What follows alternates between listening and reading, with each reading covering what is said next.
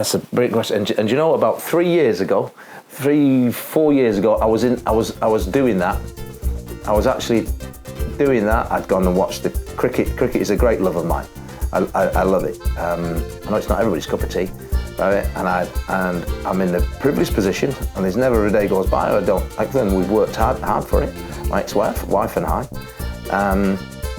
So I'm in this position now where, I was going out and watch cricket winter tours. Went out to Sri Lanka and Cape Town, India, and watching the cricket. And you know what? I missed the football. I missed the buzz. And while they was watching there, we thought England win. You thought, oh, that's great. And it was a clap, and they go back for a dinner. And now these posh hotels you're staying in, the sunshine. There was nothing like winning at Falmouth in the league against them, and I missed that.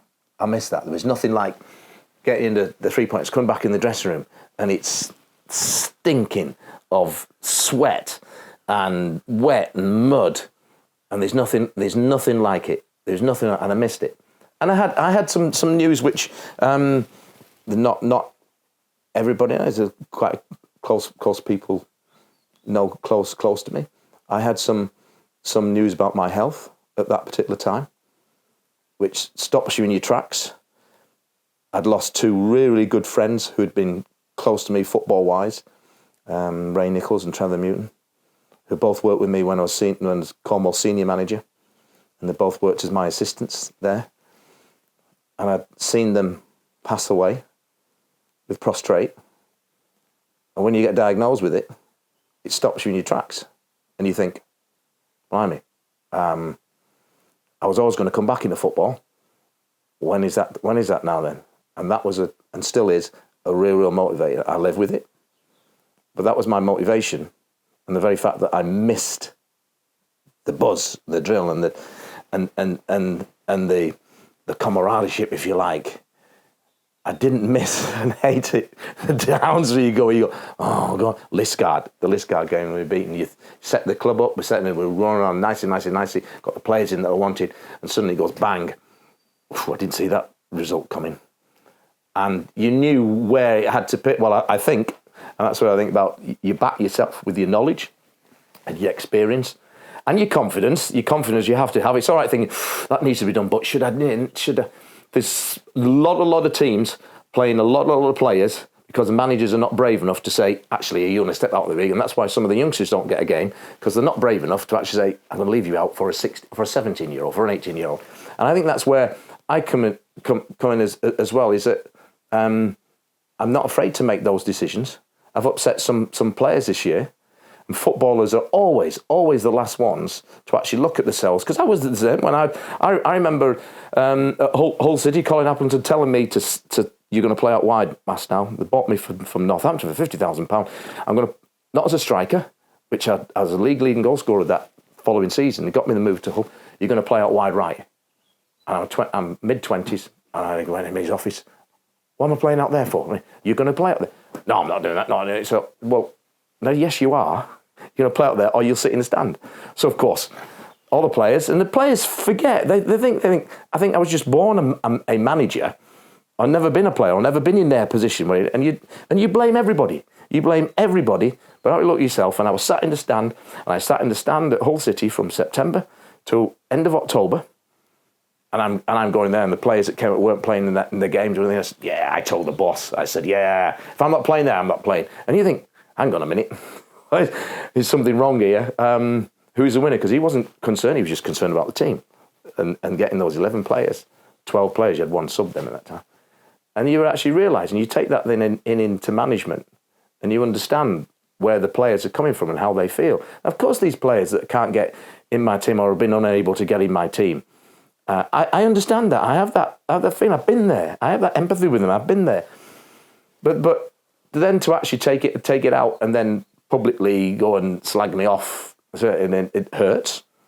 But that's, you got to make those tough decisions because I'm responsible for the club and where we said we're going to go, and I'm responsible for these talented players I've got that I brought in from other clubs, good clubs, this year. I owe them as well, not to say, oh, he's my mate, or I don't want to upset him, and he's been here for years and years putting in. But No, there's the reason you can play and get into my team is one, there's a fitness levels, and there's a standard of performance.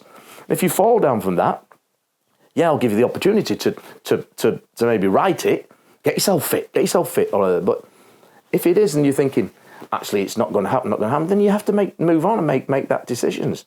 And all the managers, and not just in football, in all managers in business and everywhere, have to make some tough decisions. But where I do get hurt then is that there's the ridicule and the personal insults with it, and I've done a lot for these these guys, and will continue to do a lot for these guys at this football club. So that does hurt. But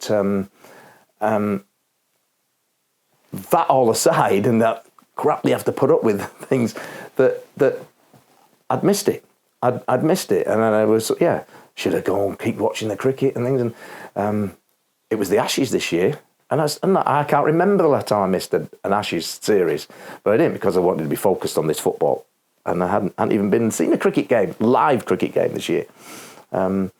So that we could quite easily do, and I could have had many good holidays, but football's in my blood, and there's nothing like it. And I tweeted the other night. I went up to watch Bath City, and I bet people thought, oh, no, what's he doing? Who's this strange guy here? I walked up from because the Bath City football ground is really, it's an old-fashioned ground. It's fabulous. It's what I call a proper football ground.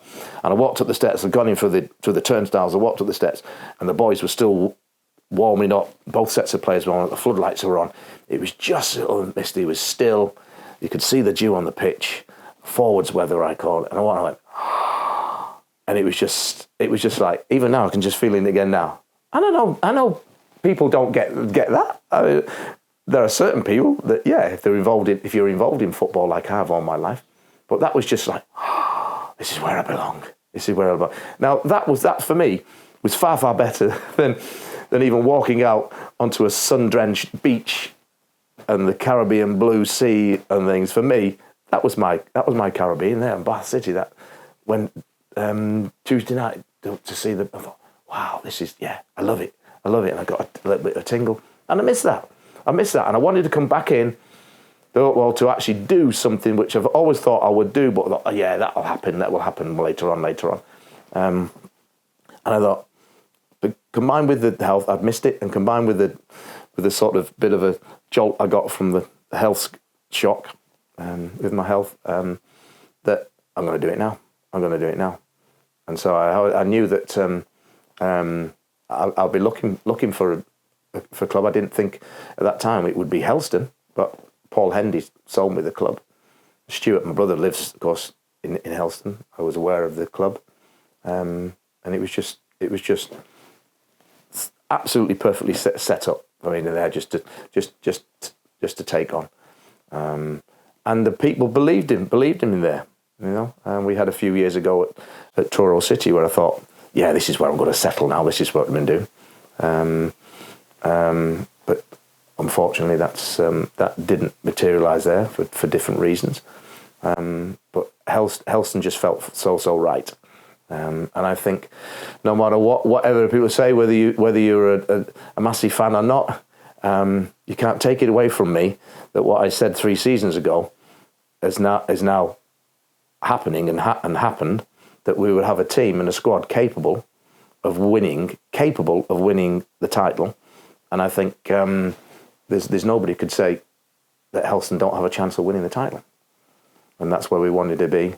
And with the nucleus of the squad and the players in that 20-30 minute driving rate of Helston Football Club.